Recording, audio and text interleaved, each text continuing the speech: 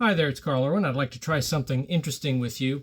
I want you to imagine a deck of cards like this one, and I want you to think of the different colors. You've got black, you've got red.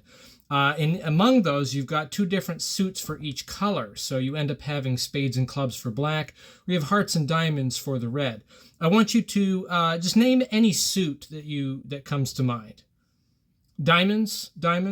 So what I want, actually, I'm a little ahead of myself. What I really need you to do is, could you please shuffle the deck up? Go ahead and shuffle the cards. Shuffle them until you're absolutely satisfied that everything is mixed up. Very good. And we'll set these down. What I want you to do is, could you please just cut the deck? We have a shuffle, but we need to cut. So go ahead and cut the cards. Very good. And what I want you to see here in verification is I want you to see that absolutely everything is on the up and up. You see that there's no particular order to this. It is absolutely shuffled. There's nothing there that looks out of place. So these are not trick cards or anything like that. Okay. Could you please go ahead and close up the spread? And you would close up the spread. Turn the cards over. And what I want to do is very, very, very simple. We're just going to make a number of choices here. In fact, why don't we do this? Go ahead and just tell me when to stop as I scan my hand over. Right here. Good. We'll take these away. Very good. And maybe we'll get someone else in on this. Could you do the same thing? Just tell me when to stop. Right here. Very good. We'll get rid of these cards. So we've got a few cards left. Could you just slide away any two cards? Slide away any two. Those ones right there. Very good. Could you slide one back? Say this one right here. All right. Now, before I was asking you this, sorry, I got ahead of myself.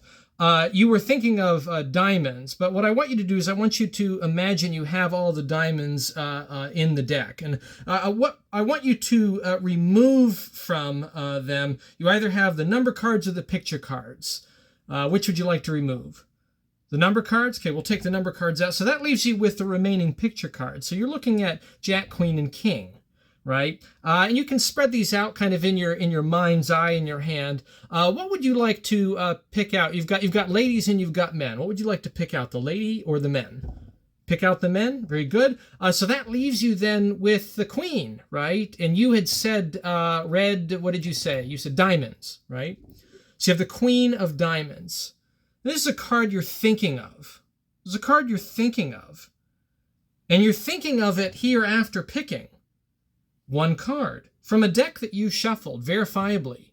You made all the choices. You could have changed your mind. You probably did change your mind at several moments. But you thought of, then you also chose the Queen of Diamonds.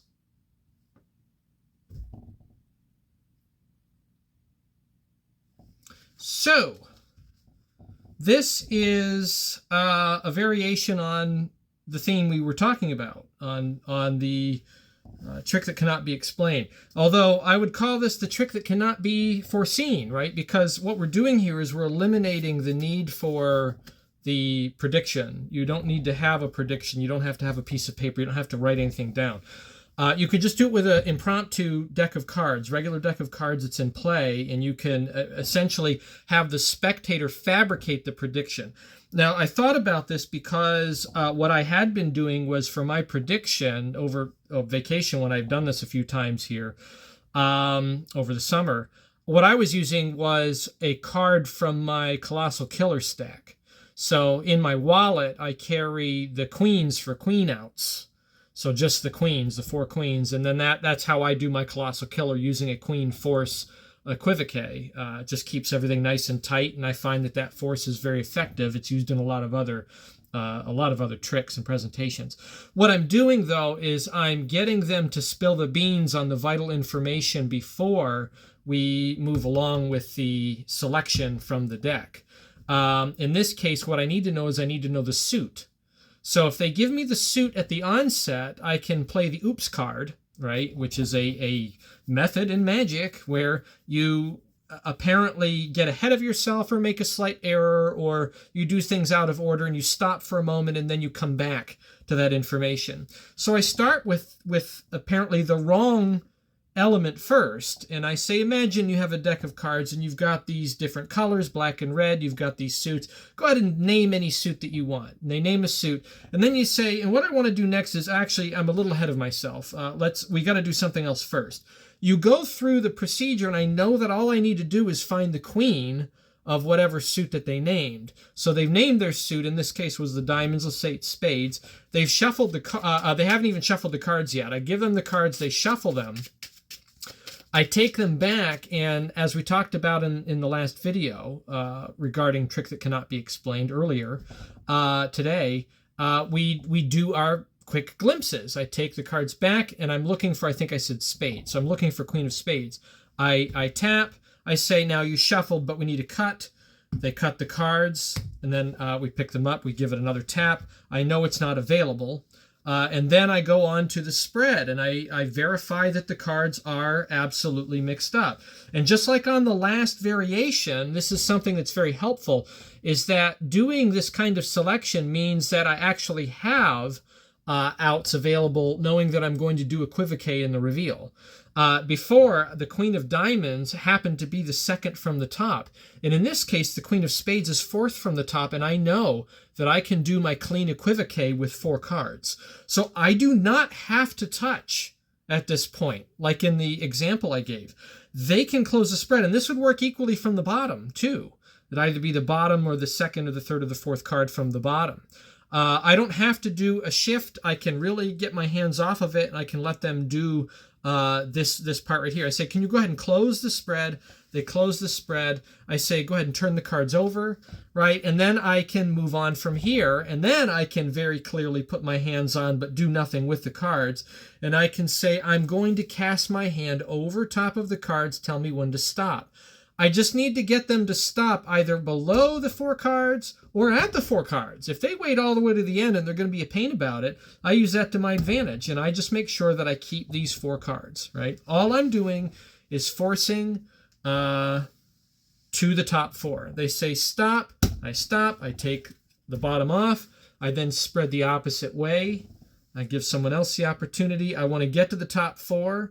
If they get to here, right, and they don't call stop, they say stop here, I drop on the top 4. I give a little bit of a slant and I use them, or I drop below the top 4. One way or the other, I just want to make sure that I maintain these top 4. And in a small spread, it should be easy to do. Now I know that the 4th down from the top is the target card, and then I do my equivocate as normal. I spread them out. I say slide away 2. They slide away 2. I say very good. Go ahead and pick up one. Go ahead and set it on the deck. That leaves us here. Now, earlier, what I was having you do is think about cards. And you said what? What did you say? You said the spades, right? That's right. So spades. Imagine that you have sitting in the deck all of the spades. I want you to remove from the deck either the number cards or the picture cards. And they remove one or the other. If they remove the picture cards, you have them. Imagine they take them out and they hold them. So now you're looking at the Jack, Queen, and King. Right? You have Jack, Queen, King, and in there you've got lady and you've got 2 men. So what would you like to pick out, the ladies or the men? And they name whatever they want. If they say the men, you remove them. If they say the lady, say great, we pick out the lady, and you're looking at that, and it's the queen. And I remember you said the suit, you said the spades, right?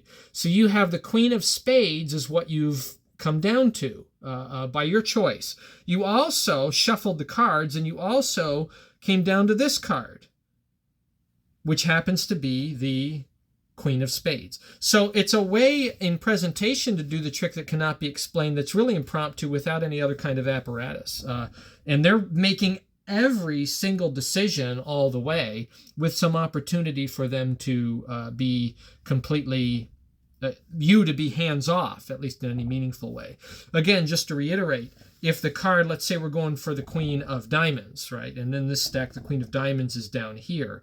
What you're doing is on the spread, you seek that out, you get some separation, and then whenever you pick up the spread to move on, you merely shift this to the top.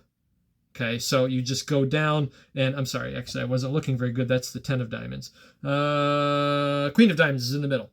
So you have the Queen of Diamonds, make some separation, and then you pick up at the spread and you shift it. So I'm going to shift over, or I'm going to close the spread, pinch on the card above it, continue to push, and then I just cut it off to the top. And then we go on from here, and we do all the equivocate questions forcing the top few cards to get that one out. So there you go. The trick that cannot be foreseen. Good luck with that. Happy magicking.